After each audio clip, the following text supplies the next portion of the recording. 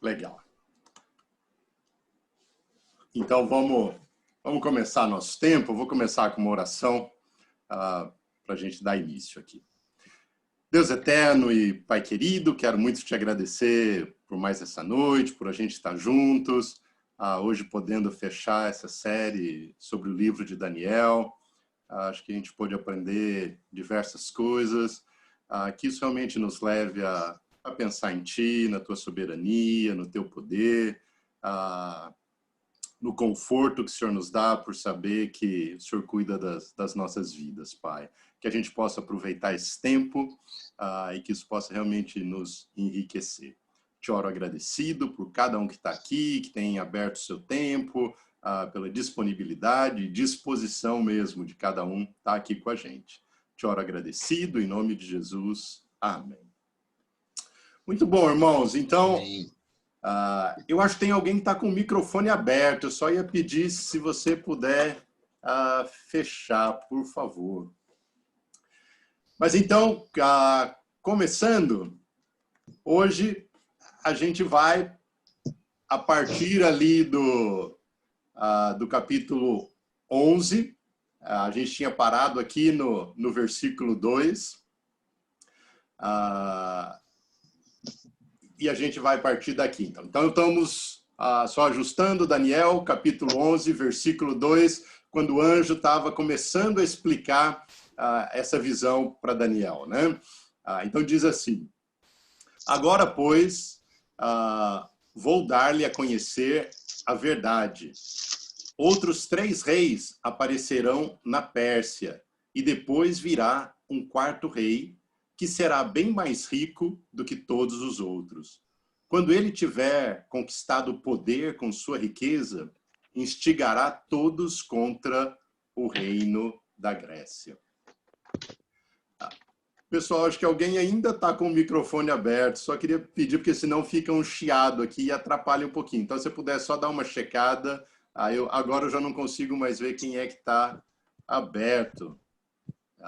Então, se aparecer aqui, eu aviso. Falando, então, sobre esses reis da Pérsia, esses são os 4 reis que são mencionados. E, de fato, o reino de Xerxes representou o apogeu do poder persa. O único rival remanescente desse poder ali no Oriente Próximo eram os gregos.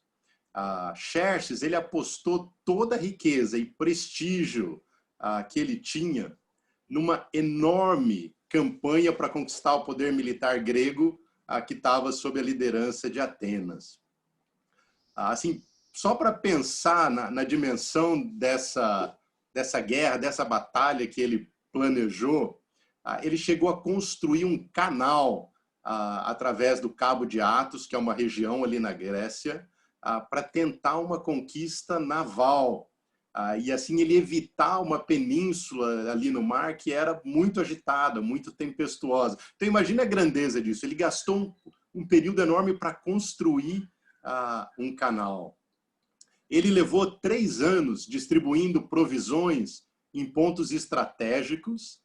Ele recrutou soldados de 46 nações que estavam sob o domínio dele. E ele utilizou 29 generais para comandar o seu exército. Isso tem a ver com essa questão do instigará todos contra o reino da Grécia. Ele chegou a construir uma ponte pelo Estreito de Dardanelos. Esse estreito é uma parte do mar que separa a Ásia da Europa. Mas sabe como é que ele fez isso? Como é que foi construída essa ponte? Na verdade, era uma ponte flutuante, onde ele colocou um navio atrás do outro, fazendo uma união entre eles para poder atravessar esse estreito. Esta foi uma das maiores campanhas militares de todos os tempos. Só para a gente olhar aqui, a gente tem a Europa nessa parte de cima, e aqui já ficaria a Ásia. Então, nessa parte superior, o contato é por terra. Mas a região que a gente está falando é aqui próximo ao mar Mediterrâneo. Vocês veem aqui a Itália, aqui a região da Grécia, e nesse pedacinho aqui, que é onde a Ásia se encontra com a Europa. Eu acho que ele voltou, desculpa. Isso. Aqui a gente vê o estreito nessa parte de cima.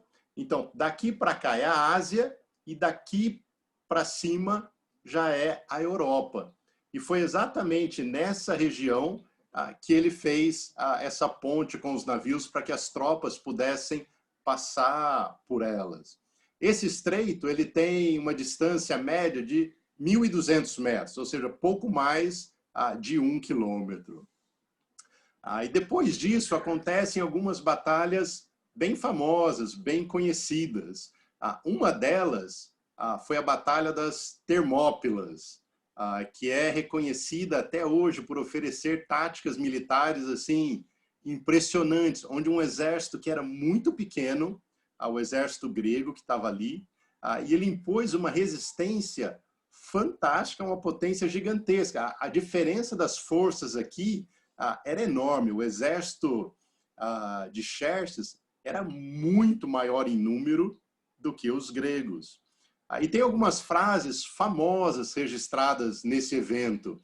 Depende um pouquinho do quanto a gente conhece ali da história. Tem alguns filmes, aquele Os 300, que falam um pouco disso. O que aconteceu? Xerxes, ele enviou um emissário para negociar com Leônidas, que era o comandante desse grupo de gregos ali. E ele ofereceu aos aliados sua liberdade e o título de amigos do povo persa, indicando que seriam assentados em terras mais férteis que eles ocupavam ali no momento. Quando Leônidas recusou os termos, o embaixador voltou a solicitar que depusessem as armas, para o qual Leônidas respondeu com uma frase famosa, que é: venham buscá-las. Quando Leônidas se recusou a retroceder, o mensageiro lhe disse: nossas flechas serão tão numerosas que irão tapar a luz do sol. Para isso, Leônidas respondeu: tanto melhor, combateremos à sombra. Ou seja, o fracasso da negociação tornou essa batalha inevitável. Mas esses gregos, eles estavam super confiantes, mesmo com um exército super pequeno. E, de fato, eles causaram uma resistência enorme. Os gregos acabaram perdendo essa batalha, mas foi a um alto custo. Muitos e muitos persas morreram nesse ataque por um grupo realmente muito pequeno de gregos, né? Então, esta derrota de Xerxes, mesmo com toda essa campanha, ele ganhou essa batalha, mas depois ele avançou e aí ele teve outras dificuldades e, no fim, ele acabou perdendo essa batalha. E isso marcou o ponto de virada entre os poderes persa e grego. A partir daqui, os gregos começaram a ganhar ainda mais força no ambiente político da época, né? E aí aqui nesse ponto a visão ela dá um salto para próximo conflito entre os gregos e os persas. E aqui diz assim no versículo 3: então surgirá um rei guerreiro que governará com grande poder e fará o que quiser. Depois que ele surgir, o seu império se desfará e será repartido para os 4 ventos do céu. Não passará para os seus descendentes, e o império não será poderoso como antes, pois será desarraigado e dado a outros. Aqui a gente já sabe de quem ele está falando. Esse é Alexandre o Grande. Nesse ponto da história e da profecia é quando Alexandre vai entrar em cena. E o anjo continua dizendo a Daniel que depois que este rei sair de cena, depois que Alexandre falecer, o seu reino será dividido em 4. E isso é uma referência aos 4 reis que sucederam Alexandre após a sua morte. E aí ele dá mais algumas informações no verso 4, que é uma clara referência a Alexandre o Grande. Aí no versículo 5, O rei do sul se tornará forte, mas um dos seus príncipes se tornará ainda mais forte que ele e governará o seu próprio reino com grande poder. Lembra? Ptolomeu I, que foi o fundador da dinastia ptolomaica, ele se estabelecerá no Egito. Lá em 312, ele vencerá Antígono, que era seu principal rival, grego também, e se tornará o sucessor predominante de Alexandre. Só que o seu principal general, Seleuco, que havia vencido Antígono, rompe com Ptolomeu e estabelece sua própria dinastia independente na Mesopotâmia. Por fim, seu reino se torna maior que o reino dos Ptolomeus. Até aqui, a gente já havia estudado essa história em capítulos anteriores. Lembram do bode, no capítulo 8, que tinha um chifre enorme, que era Alexandre. Depois o chifre foi quebrado, nasceram 4 chifres, que eram os 4 generais. Em seguida, de um dos chifres, nasceu um chifre pequeno, aí que logo cresceu, e aí vimos que este era Seleuco. Então, até esse ponto aqui da profecia de Daniel 11, não tem muitas informações novas que a gente já não tivesse visto anteriormente. Mas agora, muita coisa virá. O conteúdo principal aqui da profecia vai se iniciar a partir do versículo 5, onde o rei do sul é o império da dinastia ptolomaica, que ficava centrada ali no Egito, e o rei do norte, aqui nessa profecia, é o império da dinastia Seleucida, centrada lá na Síria, Mesopotâmia, que é aquilo lá no norte que a gente já viu também. Eu não sei se você leu o capítulo 11, mas alguém que tenha lido, talvez tenha pensado, será que isso daqui tem alguma coisa a ver com eventos históricos? Porque são tantos detalhes, é um rei para cá, outro para lá, uma batalha ou outra.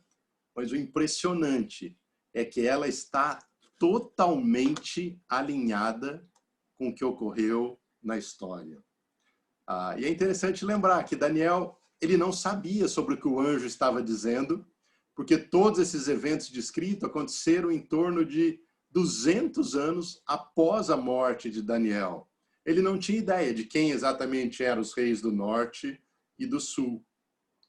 E o anjo vai descrever com muitos detalhes a história futura das guerras entre os Ptolomeus e os Seleucidas, por um período que vai de 315 a.C.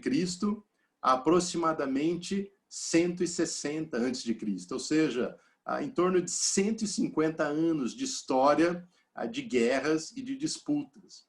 A partir daqui, a profecia ela descreve assim com minúcias a história das guerras entre eles.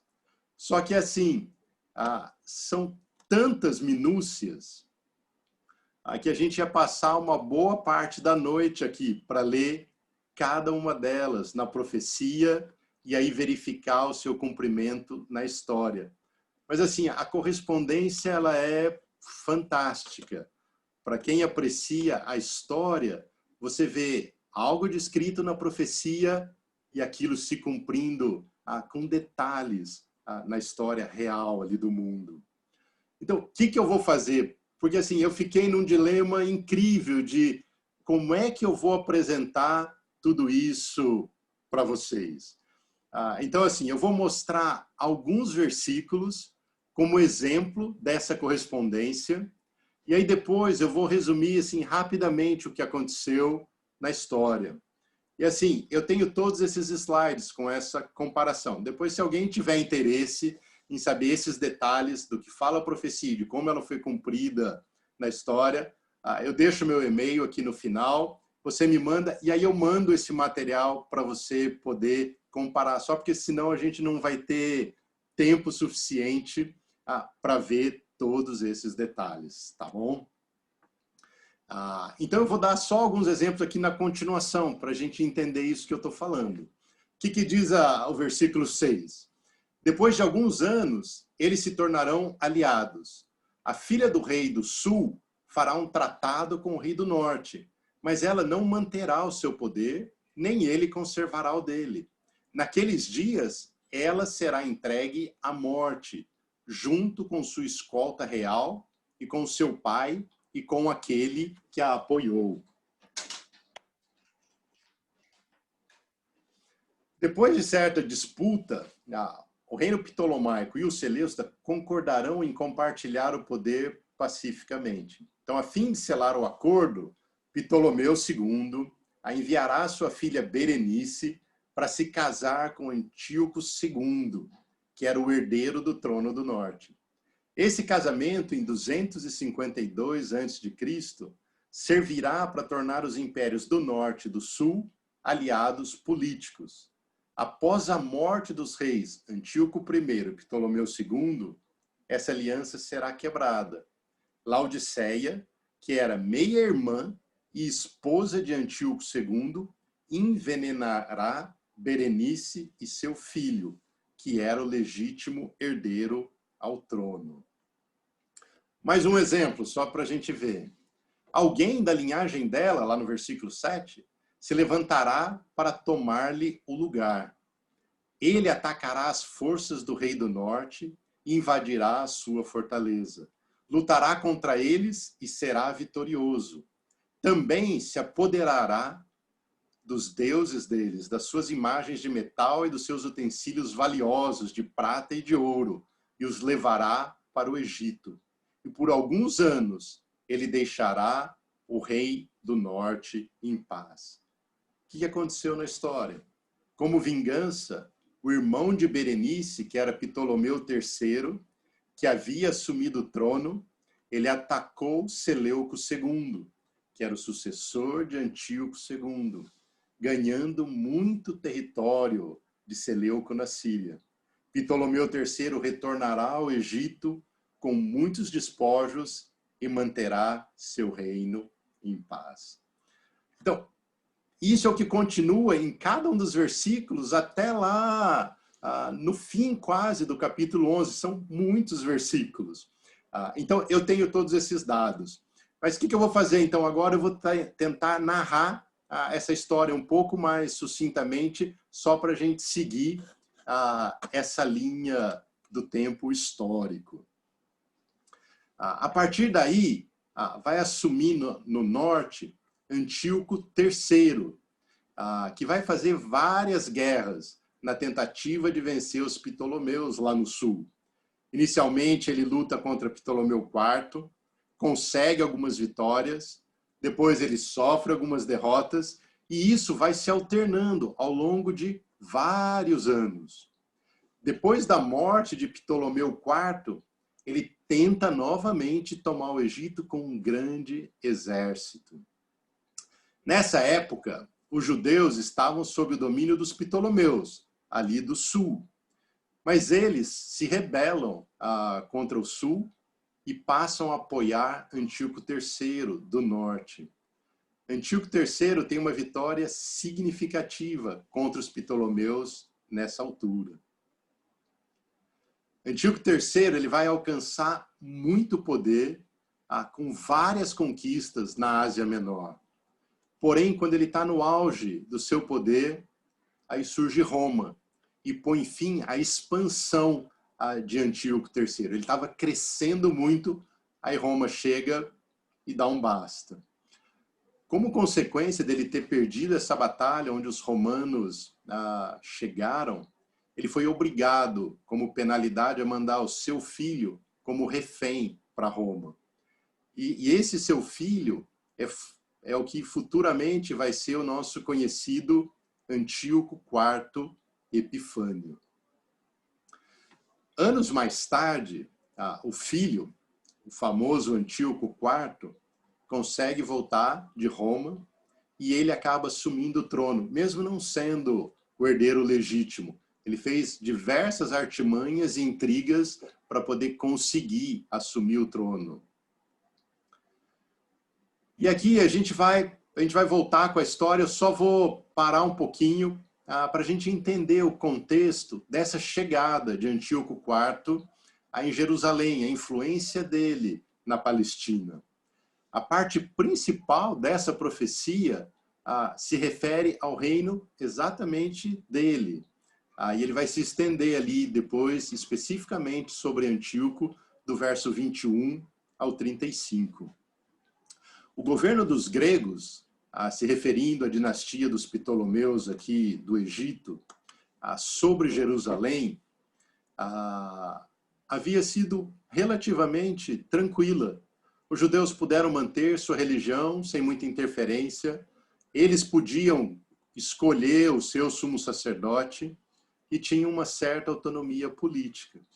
O que foi irônico é que os judeus apoiaram Antíoco III nas batalhas contra os Ptolomeus, recebendo de braços abertos lá em Jerusalém. A ironia está no fato de que a política de tolerância dos Ptolomeus foi substituída por uma política severa, dura, dos Seleucidas, especialmente quando Antíoco IV assumiu o trono. Antíoco IV ele tinha nascido, então, em Atenas, e aí depois ele passou esse período de quase 12 anos como refém lá em Roma. E com isso ele se convenceu de que a cultura greco-romana deveria ser a única aceitável em todo o império. Por isso ele impunha a política de helenizar os judeus, ou seja, forçá-los a aceitar a cultura deles. Isso implicava em aceitar o estilo de vida das cidades gregas, com seu modo de vestir, a vida política e, principalmente, a sua religião. Muitos judeus liberais gostaram da ideia e abraçaram essa mudança. Mas aquele grupo conservador, nacionalista, que eram judeus fiéis à tradição, eles estavam determinados a se opor a essas políticas a qualquer custo. Nesse processo de helenização de Israel, Antíoco, só um exemplo do que ele fez, ele construiu um ginásio em Jerusalém. Isso era bem típico dos gregos. Só que nesses ginásios, os atletas gregos competiam como? Nus. E isso era extremamente ofensivo aos judeus mais conservadores. E na arrogância, Antíoco proibiu a circuncisão sob pena de morte. De fato, assim, ele puniu os judeus acima do limite de tolerância. E como consequência, a gente sabe que isso instalou uma rebelião por parte desses judeus. Então, essa intensa perseguição de Antíoco e a determinação desses judeus em permanecerem fiéis, independentemente das consequências, é o tema principal aqui dessa profecia. Lembrem-se que Daniel está contando essa história aproximadamente desse ponto aqui, 350 anos antes disso acontecer. Isso é muito tempo antes. Mas aí vamos seguir e voltar então para a história. Antíoco, por meio de suborno, e tem vários subornos aqui envolvidos, ele acaba escolhendo o sumo sacerdote que vai ficar lá em Jerusalém. E nessa época aqui, o sumo sacerdócio passou a ser um cargo meramente político. Não havia mais aquela dedicação à lei, voltado para os sacrifícios, para o amor a Deus. Era alguém que conduzia espiritualmente o povo. Já não era mais assim. Nesse período, realmente era um cargo de importância política, de liderança. Tanto é que quem estava escolhendo aqui era esse próprio Antíoco. Na sequência, Antíoco ele vai atacar Ptolomeu VI, lá no Egito, e ele sai vitorioso, mas não é uma vitória completa. Nessa volta do Egito, ele passa por Jerusalém e ele estende suas perseguições novamente aos judeus que são fiéis. Depois de uma trégua, ele volta novamente a atacar o Egito. E provavelmente eles venceria por completo, ele estava praticamente para acabar com a dinastia dos Ptolomeus, mas novamente os romanos intervêm e com isso Antíoco sai derrotado. Novamente, na volta vindo do Egito, ele passa por Jerusalém e despeja sua ira contra os judeus rebeldes do ponto de vista dele. E aqui olha o que ele fala no versículo 31. Suas forças armadas se levantarão para profanar a fortaleza e o templo. Acabarão com o sacrifício diário e colocarão o sacrilégio terrível. Então, Isso a gente já viu algumas vezes, eu só vou retomar. Antíoco, ele enviará os seus soldados para profanar o templo, ele proíbe os sacrifícios, aí ele proíbe a guarda do sábado, o que era fundamental para os judeus. Ele vai ordenar cerimônias de adoração aos deuses gregos por todos os judeus. Ele vai pendurar a imagem de Júpiter no templo, é o que a gente chama de estabelecendo o sacrilégio terrível. E seus soldados farão cerimônias sexuais pagãs dentro do templo.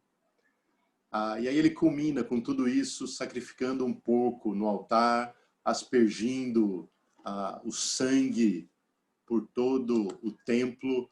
Isso para o judeu era um insulto sem fim. Era aquilo que era de mais sagrado para eles.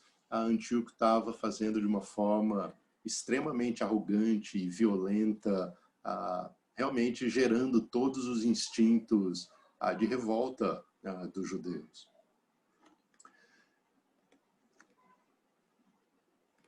Mas aí, no tempo determinado, Judas...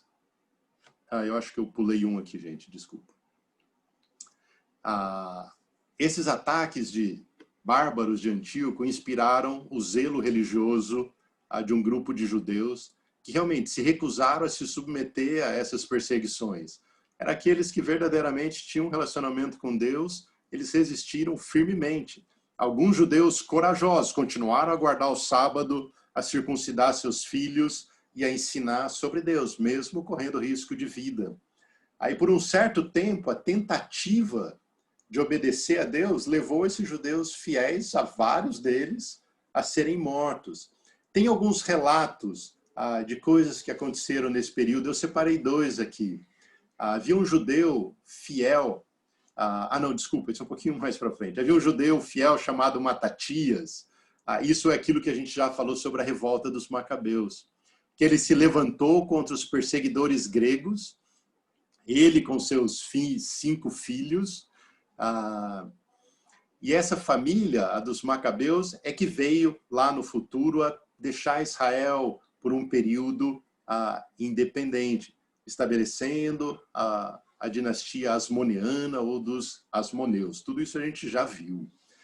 Então, Matatias e seu filho Judas Macabeus tiveram algum sucesso nessa rebelião, mas alguns judeus não sinceros se juntaram a eles. Traidores ajudaram Antíoco a temporariamente superarem a rebelião. Essa rebelião ela teve inicialmente um sucesso, depois teve esse fracasso para depois se fortalecer novamente.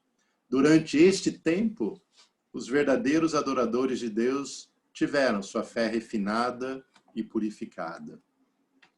Mas no tempo determinado, Judas e seu exército marcharam para Jerusalém, aí derrotaram os simpatizantes gregos. Eles entraram no templo e num dos momentos mais celebrados da história judaica, eles destruíram o sacrilégio terrível e reconsagraram o templo a Deus. Foi aquilo que a gente mencionou, que é o evento celebrado pelos judeus até hoje, na festa chamada Hanukkah, ou festa da dedicação, ou das luzes. Interessante é que nessa festa eles comemoram não apenas a rededicação do templo, mas também a recusa de seus pais de negarem a sua fé em Deus e de permanecerem ali fiéis nessa luta. Embora a perseguição, de fato, tenha sido algo horrível, o recomprometimento às bases do judaísmo que ela inspirou resultou em um dos maiores reavivamentos da história do povo de Deus. E aqui está uma grande ironia histórica, onde a tentativa de Antíoco de aniquilar o judaísmo resultou na sua purificação por um tempo.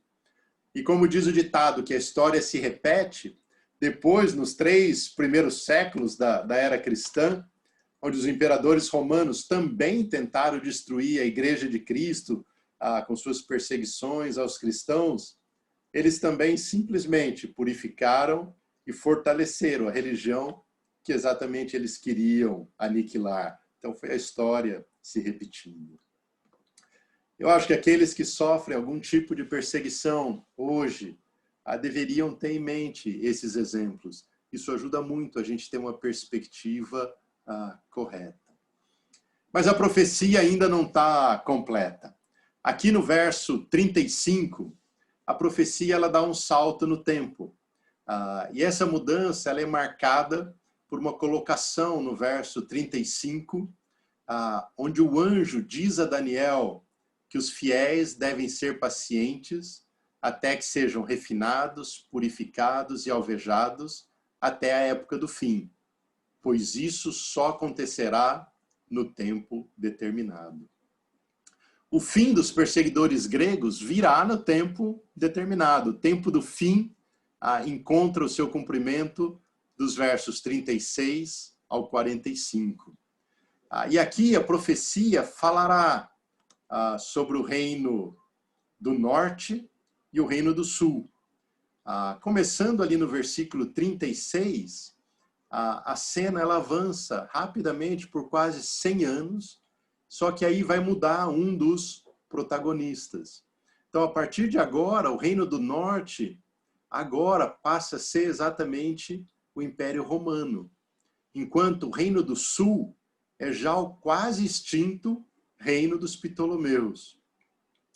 Eu sei que essa mudança pode parecer assim, um pouquinho difícil de acompanhar, mas a descrição da visão que será apresentada, eu acho que vai ajudar um pouquinho. Vamos ler do versículo 36 ao versículo 39.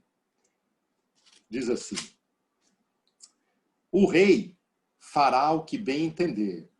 Ele se exaltará e se engrandecerá acima de todos os deuses e dirá coisas jamais ouvidas contra o Deus dos deuses. Ele terá sucesso até que o tempo da ira se complete, pois o que foi decidido irá acontecer. Ele não terá consideração pelos deuses dos seus antepassados, nem pelo Deus preferido das mulheres, nem por Deus algum, mas se exaltará acima deles todos. Em seu lugar, adorará um Deus das fortalezas, um Deus desconhecido de seus antepassados. Ele honrará com ouro e prata, com pedras preciosas e presentes caros. Atacará as fortalezas mais poderosas com a ajuda de um Deus estrangeiro e dará grande honra àqueles que o reconhecerem. Ele os fará governantes sobre muitos e distribuirá a terra, mas a um preço elevado. Então, o rei, nessa passagem aqui, é exatamente Roma. O rei do norte se tornou Roma. E o que indica essa identificação do rei do norte com Roma pode ser expressa por dois motivos. Deus está revelando a Daniel como os perseguidores do seu povo serão vingados. Historicamente, a gente sabe que o destruidor do poder grego foi Roma. E o segundo é que a descrição da passagem, ela se ajusta muito bem com o que é comumente conhecido sobre a história, a cultura e a religião do Império Romano, que são alguns detalhes que a gente vai ver agora. O rei fará o que bem entender. Inquestionavelmente, Roma fez o que bem entendeu na região mediterrânea ali por vários séculos. O poder de Roma foi exaltado e engrandecido acima de todos os deuses, para dizer o mínimo. Roma, ela começou com a crença tradicional em vários deuses, parecido com o panteão grego, com diversos deuses. Mas com o tempo, o deus principal de Roma se tornou a própria Roma. O povo do vasto Império Romano literalmente adorava o poder romano. De Augusto lá em diante, o povo romano começou a adorar mais aos imperadores, até do que o seu famoso e conhecido, que era chamado o deus da guerra romano. Então, muitos romanos abandonaram os deuses tradicionais do passado. Isso se ajusta exatamente com o que foi predito no versículo 37. Ele não terá consideração pelos deuses dos seus antepassados. A descrição, ele adorará um Deus das fortalezas, é uma descrição adequada da adoração inicialmente a esse Deus da guerra romano. Atacará, no versículo 39, atacará as fortalezas mais poderosas com a ajuda de um Deus estrangeiro e dará grande honra àqueles que o reconhecerem. Ele os fará governantes sobre muitos e distribuirá a terra, mas a um preço elevado. É outra característica que se ajusta ao poder romano com muita precisão. Para manter seu domínio, Roma utilizava governantes locais com poder como aliados para derrotar qualquer outro poder que quisesse enfrentá-la. Alguns exemplos. Pompeu, quando foi enfrentar o império da Pártia, Pompeu era o general romano, ele recrutou apoio da dinastia Asmoniana, lá de Jerusalém. No fim da guerra, ele deixou um rei, a gente fala um rei cliente, independente, asmoniano, ainda no governo. Então ele manteve, ali já no fim da dinastia asmoniana, ele garantiu essa dinastia no poder por causa da ajuda que eles deram. O mesmo aconteceu com Herodes, que a gente conhece, que foi levantado e declarado rei da Judéia pelos romanos por causa de um apoio que ele já havia dado aos romanos numa das batalhas no Egito. Então isso era uma característica de Roma. Ele levantava aqueles dos quais ele havia recebido apoio. E se a gente continuar, teria mais evidências que se ajustam com as características de Roma que poderia ser mencionadas. Eu não vou avançar mais só por causa do tempo. Mas aí o anjo continua e ele traz mais algumas informações nos versos 40 e 45, que eu queria ler aqui com vocês. Ele diz assim: no tempo do fim, o rei do sul se envolverá em combate e o rei do norte o atacará com carros e cavaleiros e uma grande frota de navios. Ele invadirá muitos países e avançará por eles como uma inundação. Também invadirá a terra magnífica. Muitos países cairão, mas Edom, Moabe e os líderes de Amon ficarão livres da sua mão. Ele estenderá o seu poder sobre muitos países. O Egito não escapará, pois esse rei terá o controle dos tesouros de ouro e de prata e de todas as riquezas do Egito. Os líbios e os núbios a ele se submeterão. Mas informações provenientes do leste e do norte o deixarão alarmado e irado. Partirá para destruir e aniquilar muito povo. Armará suas tendas reais entre os mares, no belo e santo monte. No entanto, ele chegará ao seu fim e ninguém o socorrerá. Novamente, as informações se encaixam com o que ocorreu na história. Essa batalha que é mencionada se refere à famosa batalha de Actium, que aconteceu lá em 31 a.C. Foi nessa batalha que Otaviano lutou e derrotou Marco Antônio e sua aliada Cleópatra. A batalha, ela basicamente aconteceu em terra, mas o conflito decisivo ocorreu numa grande batalha naval. Nesta batalha, o poder da dinastia ptolomaica foi finalmente exterminado. Essa batalha ocorreria no tempo do fim. E a profecia estava exatamente correta. Em 31 a.C., o poder grego chega a seu fim, de forma como foi profetizada no livro de Daniel. Aqui é o fim oficial, digamos, do Império Grego. Estes outros detalhes se concretizaram, o que a gente vai ver. Olha, ele passou pela Palestina e Herodes o apoiou e também prometeu fidelidade para Otaviano. Também, de fato, Edom, Moabe e Amon foram atacados, mas eles não foram subjugados por Otaviano nesse período, exatamente como fala o texto.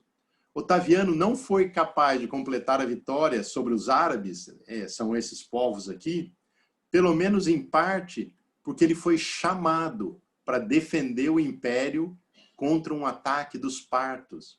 Estas são as mencionadas informações provenientes do leste. Há registros históricos que mostram que quando Otaviano ouviu sobre as ameaças deste outro império, ele imediatamente enviou seus exércitos para se defender desses ataques lá no leste.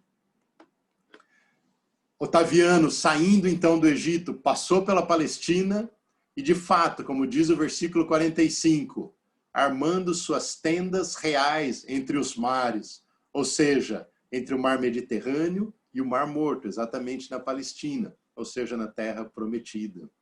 E a segunda parte do verso 45 fornece o final perfeito da parte histórica e profética dessa grande visão. Referente ao poder romano, que trouxe julgamento aos reis do sul, Deus declara: ele chegará ao seu fim e ninguém o socorrerá. Ou seja, Deus está dizendo a seu povo para ter em mente que o poder romano também vai ser julgado. Há um inconfundível paralelo entre Daniel 11:35, a que descreve o destino do poder grego, e aqui no versículo 45, já prevendo a queda de Roma. Assim como o grande perseguidor, o Antíoco IV, seguiu o mesmo caminho que o poder grego que ele representava, Deus também está dizendo a seu povo que os grandes perseguidores romanos, Nero, Domiciano, Diocleciano e todos os outros, também seguirão o mesmo caminho de julgamento. Eles e seu poder ímpio chegarão ao fim e ninguém será capaz de ajudá-los.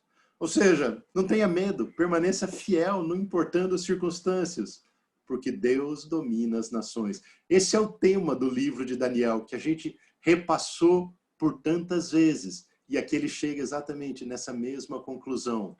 No tempo certo, ele levanta e depois ele derruba. Ele permite um reino sobrepujar o outro, mas ele traz o julgamento para cada um deles, porque ele está cumprindo o seu propósito. E aí a gente entra no capítulo 12, que é continuação daquilo que continuou lá no capítulo 10. Então aqui a gente está chegando à conclusão do livro de Daniel. E aqui, por meio do anjo Gabriel, Deus diz a Daniel sobre o tempo do fim. E tem um grande encorajamento aqui. Daniel ouve sobre o destino final dos inimigos de Deus, mas também ele ouve sobre os seus filhos fiéis, sobre os aliados de Deus. E esse curto capítulo, ele apresenta, isso é algo bem interessante, as mais fortes alusões contidas no Antigo Testamento sobre alguns temas, sobre a ressurreição dos mortos e sobre o julgamento de todas as pessoas que acontecerá no fim dos tempos, falando sobre o destino eterno, de céu, falando de inferno. Se a gente perceber no Antigo Testamento, esses temas, eles não são tão claros, eles estão levemente dispersos, mas não era algo claro para os judeus. Por isso Daniel é tão importante, porque aqui ele trata desses temas claramente, de ressurreição dos mortos e do julgamento final. Não dá tempo da gente entrar em detalhes aqui, mas isso é muito interessante. E como eu disse, esse capítulo ele não é uma quebra do que foi precedido lá no capítulo 10 e 11. Ele é uma continuação. Então, vamos lá, vamos ver o versículo 1 do capítulo 12. Naquela ocasião, Miguel, o grande príncipe que protege o seu povo, se levantará. Haverá um tempo de angústia, como nunca houve desde o início das nações até então. Mas naquela ocasião, o seu povo, todo aquele cujo nome está escrito no livro, será liberto. O arcanjo Miguel, e como a gente já tinha visto, o arcanjo Gabriel, tinham sido designados como os anjos específicos para lutar pelo povo de Deus. E Gabriel continua dizendo que haverá um tempo de angústia como nunca houve desde o início das nações até então. E aqui Gabriel está descrevendo a grande tribulação que vai acompanhar a destruição de Jerusalém lá no ano 70, que são os mesmos eventos que a gente viu descrito no capítulo 9 de Daniel, lá no versículo 25 a 27. Então, a destruição do templo e depois as perseguições contra a igreja começaram quase ao mesmo tempo. O templo foi destruído em 70 e já no ano 64, com Nero, já estava começando as perseguições. Então, foi ali tudo muito próximo. Então, é fácil imaginar que isso poderia trazer grande medo a quem estivesse ouvindo, aos seguidores de Deus. Mas Deus dá o melhor encorajamento possível para aqueles que sofrem em nome de Jesus Cristo. Ele fala, haverá grande angústia, mas naquela ocasião, o seu povo, todo aquele cujo nome está escrito no livro, será liberto. Então aqui, se o anjo está descrevendo para Daniel o dia do julgamento, então de fato a visão vai dar mais um salto no tempo. Ele vai da tribulação com a destruição ali do templo até o dia do julgamento final. E esse salto, irmãos, não deve nos surpreender, porque isso foi exatamente o que Jesus fez lá no seu discurso da destruição de Jerusalém e depois da ressurreição dos mortos. A gente leu isso. Nas 3 passagens, Jesus começou profetizando sobre a destruição de Jerusalém no ano 70, e na sequência ele já passou a profetizar sobre o tempo do fim do mundo, quando ele vai retornar na sua segunda vinda. Então, essa transição no tempo para Deus é muito simples, porque no tempo de Deus, o período de tempo entre a destruição de Jerusalém, lá em 70, e o fim do mundo com a segunda vinda de Cristo, é um período ininterrupto. Não tem havido novas revelações de Deus para o seu povo por todo esse período de quase 2000 anos. Basicamente, Deus está esperando pelo número total daqueles que virão para o seu reino. Não há algo novo nesse período. A gente já tem tudo que a gente precisava. Deus não está trazendo novas revelações. E aqui, enquanto ele descreve o dia do julgamento, Gabriel fornece, sabe, um dos maiores encorajamentos do livro. Olha os versos 2 e 3. Multidões que dormem no pó da terra acordarão, uns para a vida eterna, outros para a vergonha, para o desprezo eterno. Aqueles que são sábios reluzirão como o fulgor do céu, e aqueles que conduzem muitos à justiça serão como as estrelas para todo o sempre. Nossa, considere como isso pode ter encorajado os judeus durante as perseguições de Antíoco, ou os próprios discípulos de Jesus sofrendo os ataques dos imperadores romanos. Nessa passagem, ele diz, aqueles que são sábios. Isso pode ser interpretado como aqueles que são justos. A gente vê muito isso lá em Provérbios. E aqui tem mais uma razão para encorajamento. Gabriel anima aqueles que conduzem muitos à justiça. Levar outros a conhecerem a Deus, a se tornarem discípulos de Jesus, a gente sabe disso. Requer entrega, requer dedicação, às vezes é um esforço grande. Mas a gente sabe que, ao mesmo tempo, esse é o desejo dos seguidores de Jesus, dos cristãos. Por isso ele fala, estes brilharão como as estrelas. Que demais! Quem vai brilhar como estrela, ou seja, quem vai para a eternidade, exatamente esses que estão levando outros a conhecer a Deus, a ter um relacionamento com Deus. Não é só uma questão de religião, de só ler a sua Bíblia, mas tem a ver com envolvimento com outras pessoas, de ajudar outros a conhecerem a Deus. Isso é impressionante. E, por fim, a parte principal da visão é concluída aqui no verso 4. E olha o que ele diz. Mas você, Daniel, feche com o selo as palavras do livro até o tempo do fim. Muitos irão por todo lado em busca de maior conhecimento. Deus está dizendo para Daniel selar a profecia. O que isso significa? O termo selar provavelmente significa que Daniel deve preservar as palavras da profecia como um todo. A interpretação das palavras apenas vai fazer sentido quando o tempo do fim chegar.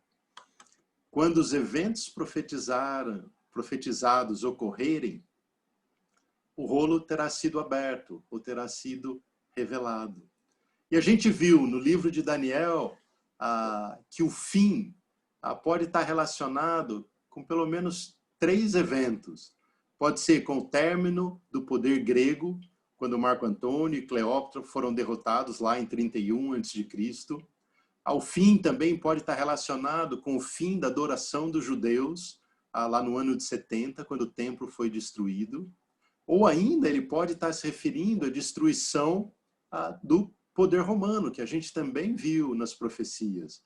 Cada um desses 3 eventos, quando eles ocorreram, eles revelaram o significado do rolo, o significado da profecia.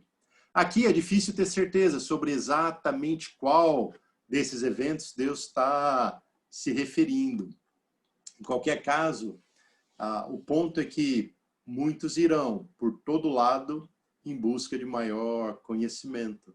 Mas quando as profecias forem cumpridas, então as pessoas verão por si mesmas que quando Deus fala, ele realmente age. Quando ele fala, ele faz acontecer. E aqui no versículo 5, olha o que ele diz. Então eu, Daniel, olhei e diante de mim estavam 2 outros anjos, um na margem de cá do rio e outro na margem de lá.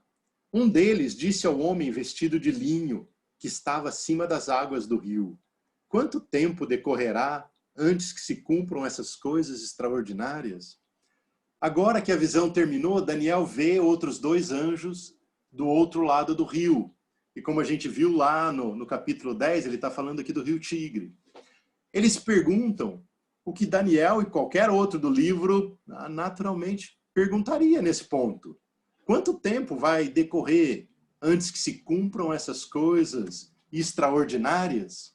E aí no versículo 7, o homem vestido de linho, que estava acima das águas do rio, ergueu para o céu a mão direita e a mão esquerda, e eu ouvi jurar por aquele que vive para sempre, dizendo: haverá um tempo, tempos e meio tempo. Quando o poder do povo santo for finalmente quebrado, todas essas coisas se cumprirão. Em um gesto solene, o homem de linho, que a gente viu que deve ser Jesus, ele ergue a mão direita e a mão esquerda para o céu e diz: haverá um tempo, tempos e meio tempo. Quando o poder do povo santo for finalmente quebrado, todas essas coisas se cumprirão. E lá na tradição hebraica, o erguer a mão direita significa fazer um juramento solene. Nesse caso, o homem vestido de linho levantou tanto a direita quanto a esquerda, mostrando a importância do juramento, assim como o comprometimento de Deus em realizá-lo. E além disso, ele fez o juramento diante de 2 testemunhas, ou 3, se considerarmos Daniel.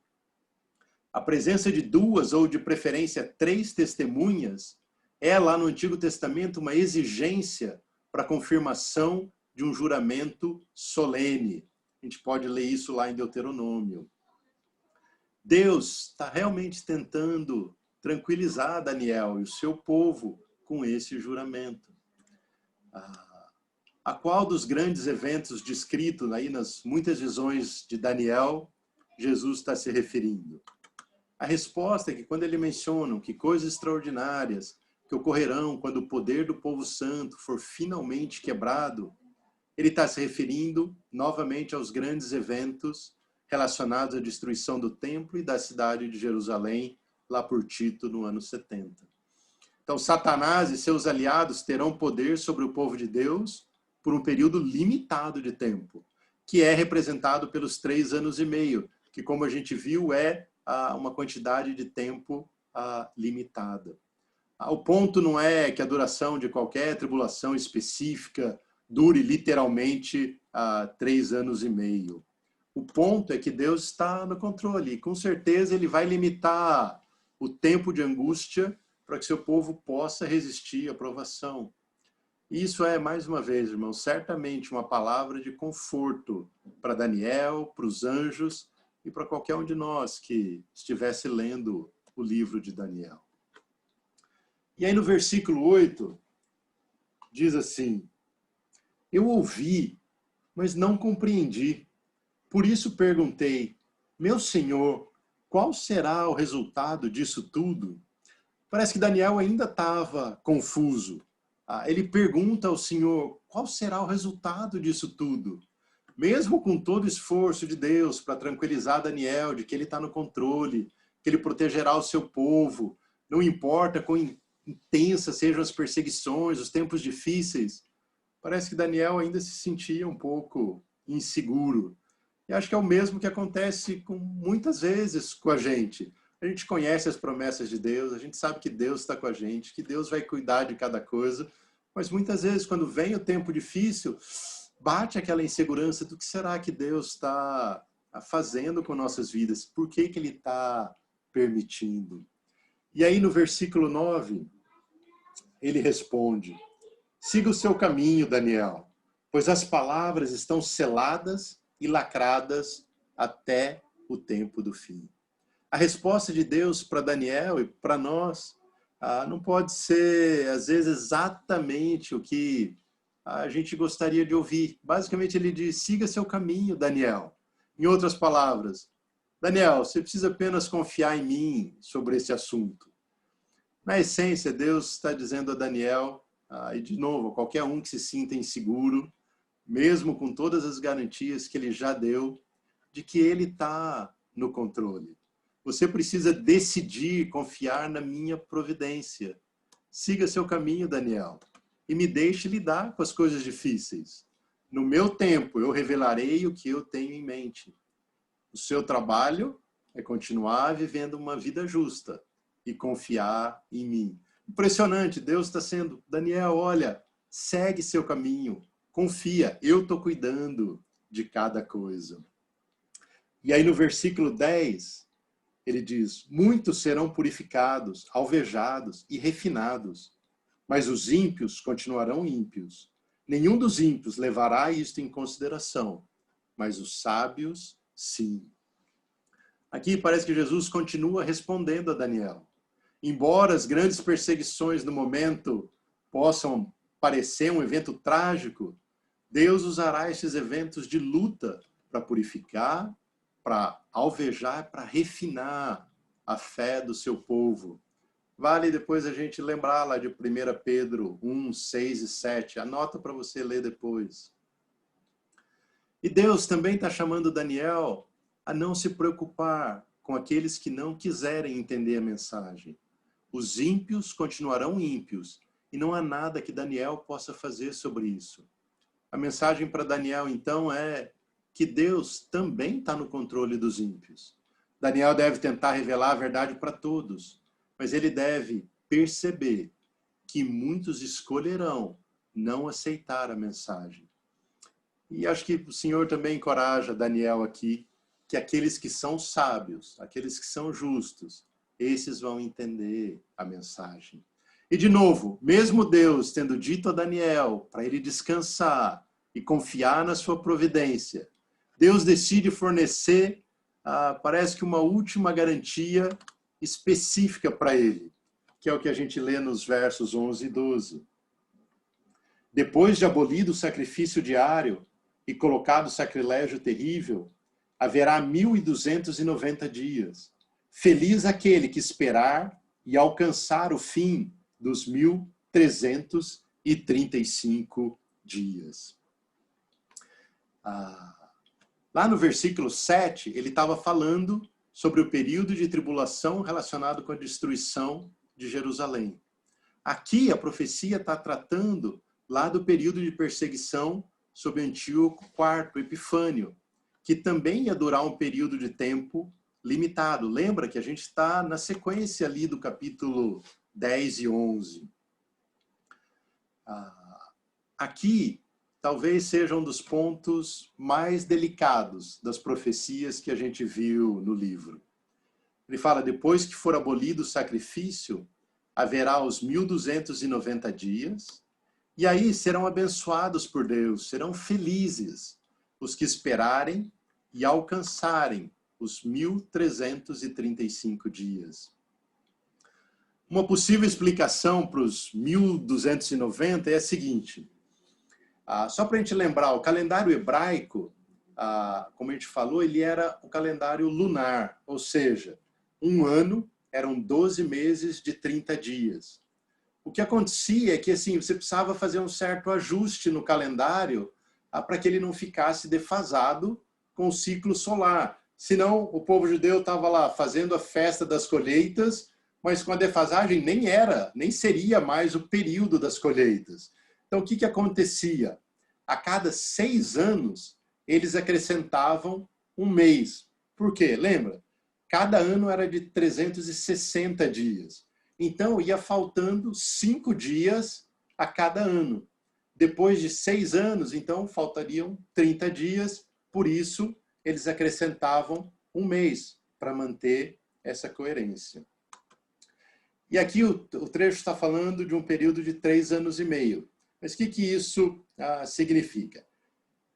3 anos e meio corresponde a 42 meses. Mas 1290 dias, se a gente passa isso para meses, isso corresponde a 43 meses. Ou seja, é um mês a mais nessa contagem. Então, o que é essa possível explicação? É que se um desses anos ele já tivesse esse mês a mais, que eles chamam de mês intercalar. Aí isso continuaria correspondendo a exatamente os 1290 dias, ou 43 meses, e nesse caso a 3 anos e meio, que como a gente viu, é basicamente um período limitado de tempo, é isso que diz na linguagem apocalíptica. Então isso é um período simbólico, que representa esse tempo. E aí a próxima pergunta, naturalmente, é: e o que são os 1335 dias? A diferença entre 1290 e 1335 são 45 dias, ou seja, um mês e meio. Só que esse significado não está claro. O John Knox, que foi o autor lá do livro que eu falei que eu me baseei, ele sinceramente diz que ele não sabe realmente qual é o significado. Ele até deixa aberto que se alguém aí nos seus estudos chegar a uma resposta, por favor, pode entrar em contato com ele. Mas é que é importante ter em mente que essa é uma passagem apocalíptica. E a profecia não está falando de uma duração exata e literal de 3 anos e meio do ataque de Satanás contra o povo de Deus. Esses 3 anos e meio representam uma natureza temporária e limitada do ataque de Satanás. Na verdade, a gente sabe que o tempo real da profanação do templo foi de pouco mais de 3 anos. A gente viu, foi de dezembro, no fim de novembro, dezembro de 167 a dezembro de 164. Isso é um pouquinho mais que 3 anos.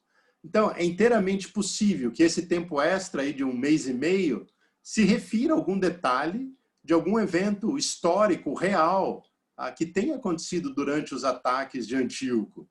Assim, que quer dizer, em outras palavras, pode ter havido mesmo algum evento real que ocorreu depois da reconsagração do templo, se referindo aí aos 1290 dias, mas antes das bênçãos para aqueles que esperaram, ou seja, os que ficaram até os 1335.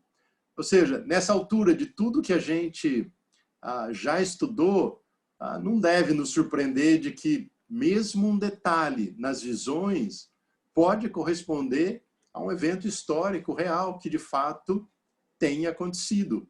Mas simplesmente isso não ficou claro, não conseguiram identificar o que isso aconteceu de acordo com essa interpretação. Eu dei uma olhada, fiz algumas pesquisas, mas tudo que a gente encontra é muito mais esquisito do que essa sinceridade de ser aberto sobre esse tempo. Mas pensando aqui nos 1290, 1335, como eu disse na aula passada, seria bom a gente se cuidar para não ficar tão preso ali ao detalhe e perder a visão do quadro todo. O que é o quadro todo aqui? É saber que para aqueles que permanecerem fiéis ao passar pelos tempos difíceis, que resistirem aos ataques de Satanás, esperarem pacientemente, confiantes nas promessas de Deus, no final eles serão abençoados. E aí as palavras finais de Deus para Daniel são as mesmas que ele diria para qualquer discípulo fiel de Jesus, que está ali olhando adiante para a sua vida. Olha o que ele fala no versículo 13. Quanto a você, siga o seu caminho até o fim. Você descansará. E então, no final dos dias, você se levantará para receber a herança que lhe cabe. Se a gente pensar na vida cristã é desafiante, sem dúvida. A gente vai passar por provas difíceis, se já não passamos e se ainda não vamos enfrentar outras, com certeza. Mas Deus está dizendo, olha, eu vou cuidar de vocês.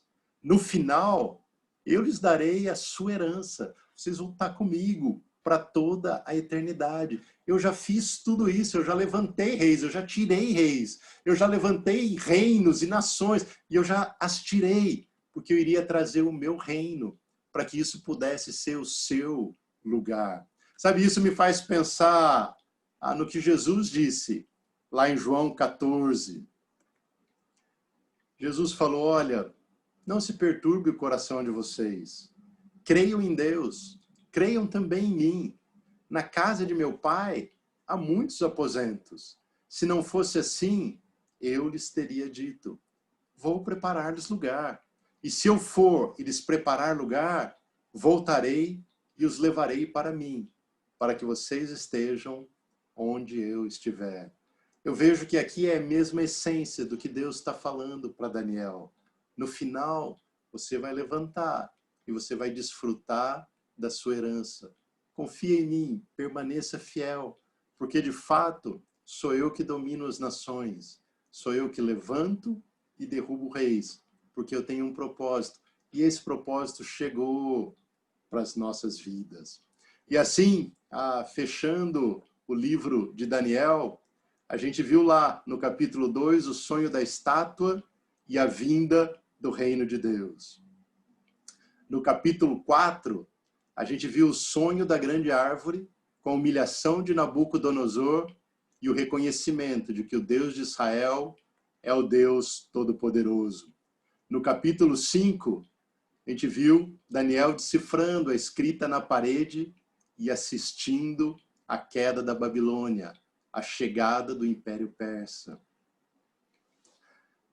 No capítulo 7, vimos os 4 animais representando os impérios e a perseguição de Roma ao povo de Deus. No capítulo 8, os gregos dominando os medo-persas e as perseguições de Antíoco IV Epifânio sobre o povo de Deus.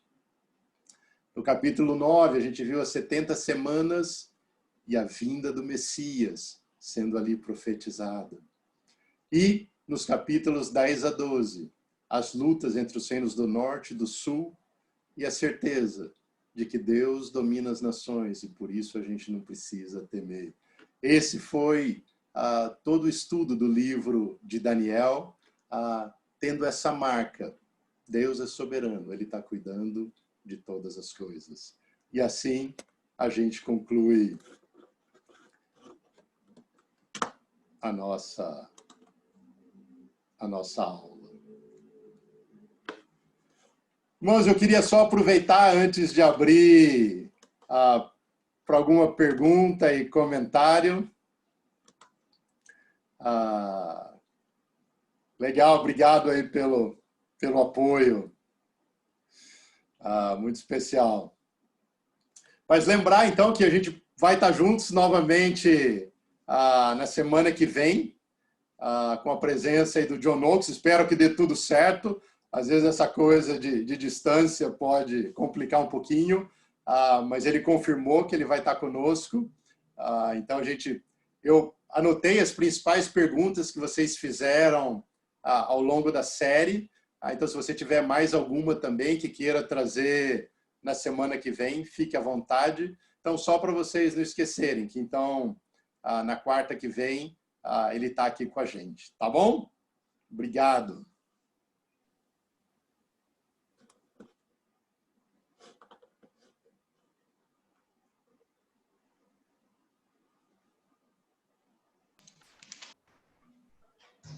Eu quero falar, então, Daniel. Oi, Pedro. Vamos lá.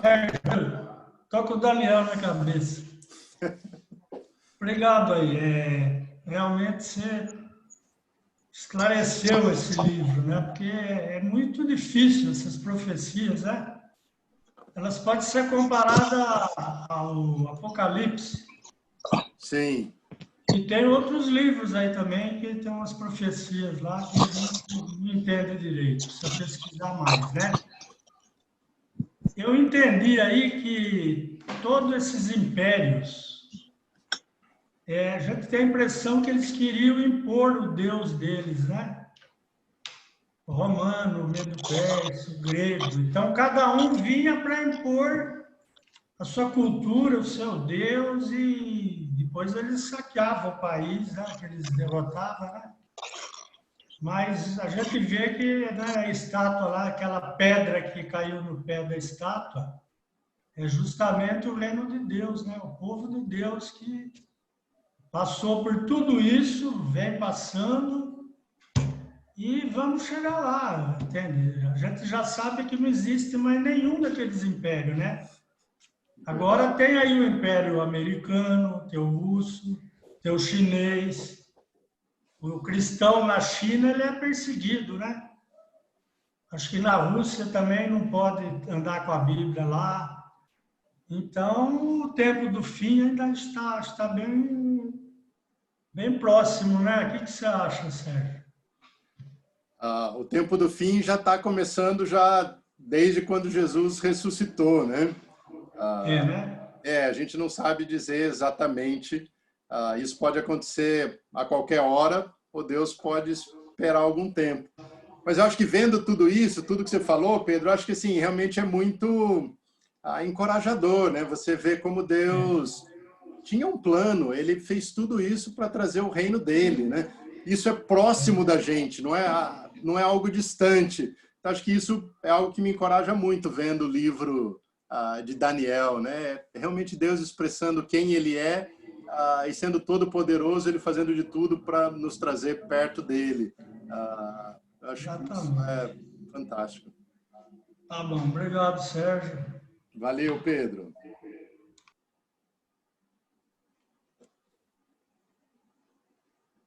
Oi, Clademir.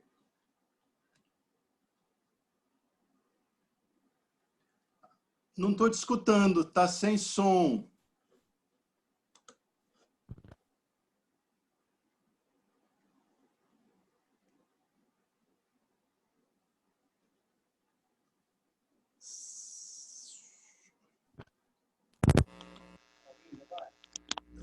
Tá baixinho, mas estou te ouvindo. Pode falar.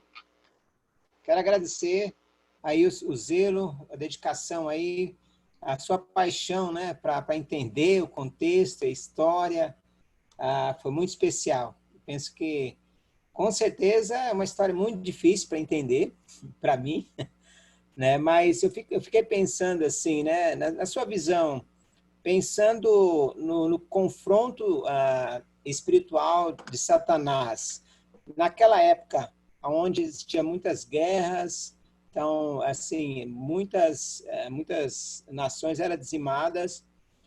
O confronto daquela época, você acha que o confronto de Satanás naqueles dias com os de hoje, você acha que hoje confronto, eu acredito que é o mesmo, né, em relação contra a humanidade, né? Mas hoje é muito mais sutil, né? Porque acho que não tinha esse combate físico tão... hoje não tem esse combate físico tão declarado como era antes, né? Uhum. Hoje, eu acredito que assim, o confronto é o mesmo, mas é muito mais sutil, né? Para enganar o ser humano. O que você acha?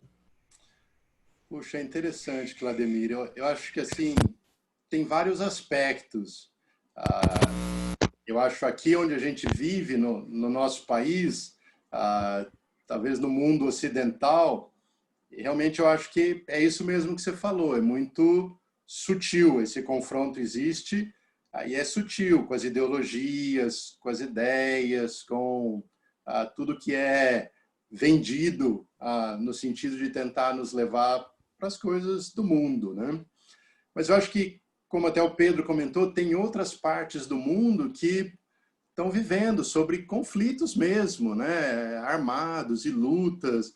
Há alguns anos a gente viu todo aquele estrago feito pelo Estado Independente Islâmico, tudo aquilo. Então a gente sabe que tem realidades diferentes, mas de uma forma ou de outra, sempre é um confronto de Satanás, né? Tem essa luta espiritual que está por trás da gente, que acho que em alguns momentos no livro, principalmente lá no capítulo 9 para o 10 ali, ficou claro dos anjos e tudo mais, mas o mundo tem esse apelo, né, para tentar nos levar sempre para longe de Deus, né? Eu acho que esse é o grande desafio, da gente poder, no meio de tudo isso, enxergar que realmente existem essas batalhas, e que a gente realmente precisa se voltar nessa fidelidade que a gente está falando para Deus, né? É isso que ele vai fazer, ele vai cuidar da gente com essa proposta eterna da gente estar com ele. Mas você tem toda a razão nesse conflito. É como eu penso. Não sei se alguém pensa diferente, quiser falar algo também, fique à vontade.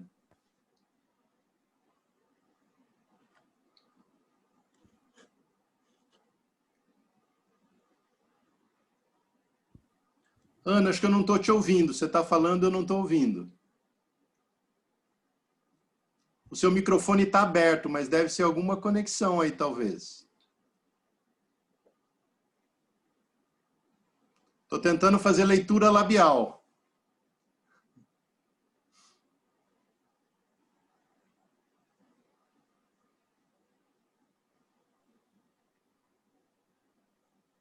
Ô, Sérgio. Oi. Nossa, a Ana Paula mudou de voz. Enquanto a Ana Paula vai conectando, queria te agradecer, tá? Obrigado. Fazer uma perguntinha. Qual que é esse Deus preferido das mulheres? Eu tinha certeza que iriam me fazer essa pergunta. E a segunda é que viria do Nelson. Nelson, na verdade, eu li a explicação. Isso é uma nota de rodapé no livro do John Oakes. Eu li a nota e, sinceramente, eu não entendi. Ele fala uma referência como sendo a mãe dos deuses e sendo a religião primitiva do mundo, mas em termos práticos não ficou claro para mim. Eu tentei ir atrás de outras informações. Eu vi alguma coisa na internet falando de algum deus que as mulheres idolatravam e tudo mais, mas não ficou muito conclusivo para mim. Eu vou guardar essa pergunta para a semana que vem. Eu acho que ele tem algo ali para poder falar. Obrigado, Nelson. Desculpa não ter o detalhe ali. O Deus das mulheres? Dá para ouvir agora, Sérgio? Agora sim, Ana. Tá claro. Eu quero te agradecer porque a minha sensação é assim, que um período obscuro da história, que é o período intertestamentário, desde a sua aula lá ainda na Lapa, de repente é cheio de lutas e veio a vida, né? Aquela coisa que Deus não falou, mas ele trabalhou muito, né? Sim. E então acho que esse estudo de Daniel e pensar que a gente tá nesse reino agora, né? Assim, que tudo isso para chegar no ponto que a gente está, já não precisa de mais nada, agora não tem mais profecia, a gente já está vivendo isso. Isso é tão especial, acho que eu penso que eu esqueço isso muitas vezes, né? Vivendo dia a dia, sem ter a dimensão do período histórico que eu estou vivendo, até em termos de história mesmo, né? Sim. E outra coisa que eu pensei, assim, primeiro tinha que ser muito, só uma outra não tem tanto, assim, é quando o povo vai ser levado para o cativeiro na Babilônia, que Deus fala, olha, desejem, trabalhem pelo bem-estar da Babilônia, que era o povo que estava Oprimindo. Oprimindo eles, né? E Daniel fez exatamente isso. Daniel e os amigos dele, eles trabalharam, né? Porque assim, a longevidade dele, reino após reino, assim, a servidão, isso é só um pensamento que me veio, né? Quando a gente pensa da gente também trabalhar para o bem-estar da nossa sociedade, né? Aquela coisa toda, e pensar que Daniel fez isso e porque ele fez isso, a gente tem tanta... E até fez com custo próprio, né? Então, amedrontado tantas vezes, impressionado e trouxe todas essas profecias. Mas eu tenho me sentido muito privilegiada de viver no momento que a gente vive, tendo a visão espiritual do reino, né? Uhum. E uma nova visão também do pulo do antigo para o novo, que para mim já não é mais um pulo, é uma história se desenrolando. Muito obrigada mesmo, viu?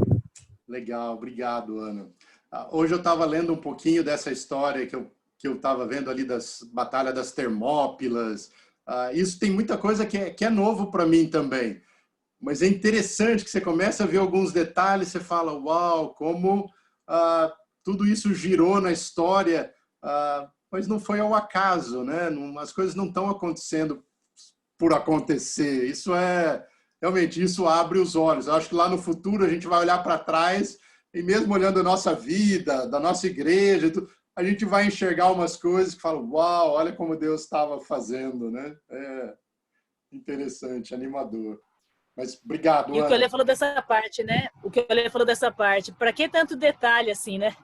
Deus, ele ainda exagera em dar os detalhes do que vai acontecer. Nem precisava dar os detalhes. Filha. Só falar pro geral, já seria sensacional. A estátua, a sucessão de reinos, fechou. Ele ainda vai dando detalhes. Só faltou falar o nome, Berenice. É verdade. Incrível.